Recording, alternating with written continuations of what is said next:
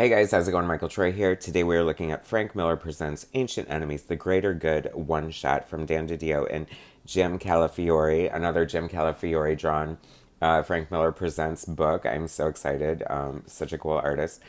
If you don't know his name, he was like big back in the day. I can't remember when, but I think he drew Aquaman. That's how I know him. But his art has never looked better, and it is so good. I think this cover is by the regular series artist Danilo Beyruth.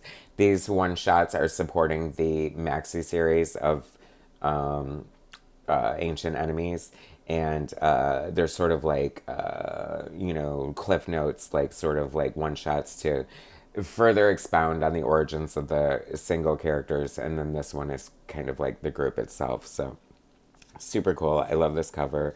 The colors are bright and gorgeous.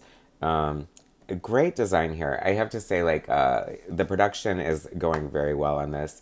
You know, I feel like he knows what's smart. Like, I love that this is one shot, so it's not like confusing as to where it belongs in the series or anything like that.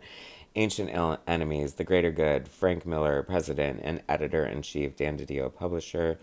Silent Thomas, COO, written by Dan Didio, art by Jim Calafiore, colors by Hi-Fi, lettering by Carlos S. M. Mangal, assistant edits Leilani Ramos, and editor-in-chief Frank Miller. Bring it on, Frank Miller.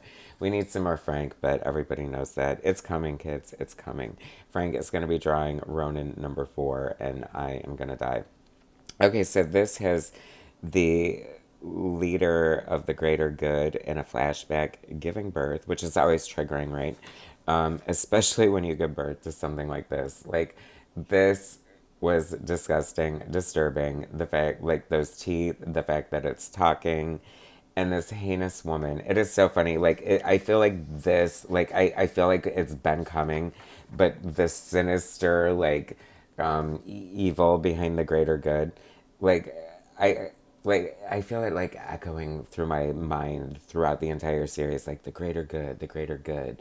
You know what I mean? At what cost? At what cost? There's got to be like what has been sacrificed. What do we, miss for the greater good? And it's a lot. I think the price is heavy and high and just gonna be dismal and whatever. The first responder, we talk about him a little bit. Getting to know the characters here, like, oh, so triggering, right? Jim Calafiore's art looks so great. This coloring is so good. Um, what you call it? What's her name? Evergreen. I kind of wish she was just a pothead, but she's actually a poison ivy, basically.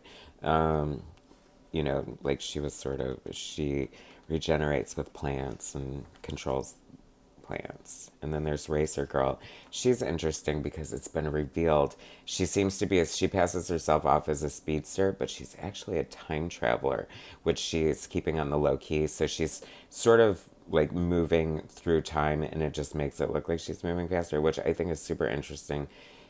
A way to go with that would to be like, obviously she's some sort of traitor, like manipulating time is a good way to screw people over. And then we have big sister who is naturally 10 feet tall and can grow up to be 100 feet, and sort of annoying, right? Like, she's telling her off here. She's like, I wish your brain was as big as your head, which I kind of thought was funny. Um,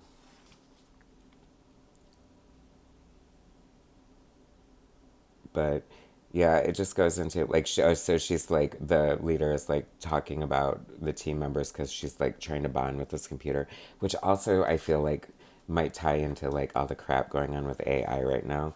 It's like, because she's like kind of having to trust this computer, and I think that is going to definitely backfire on her, sure, for sure. And then there's this empath character who's just like a dick. Like, it's so weird. Like, that's so anti-empath. Um, what else? I mean, look at this great page, isn't it great? I mean, it seems a little weird and disjointed for this like Dan Didio superhero team to be running through the Frank Miller universe, but it's such a great book, it doesn't matter. And plus, we had the Geek by Frank Miller pop into issue 2 here, so I don't know, this whole story with her child and how she's like, there's like some sick shit going on here. Let me tell you, no spoilers, okay?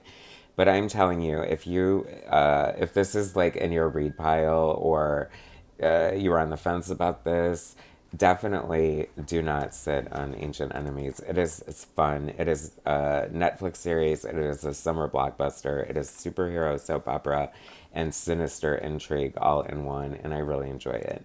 And Dan Didio, as it turns out, is a really good writer. Anyway, thanks for watching, guys. Subscribe to my channel if you haven't already. Hit that like button, and I'll bring you more later.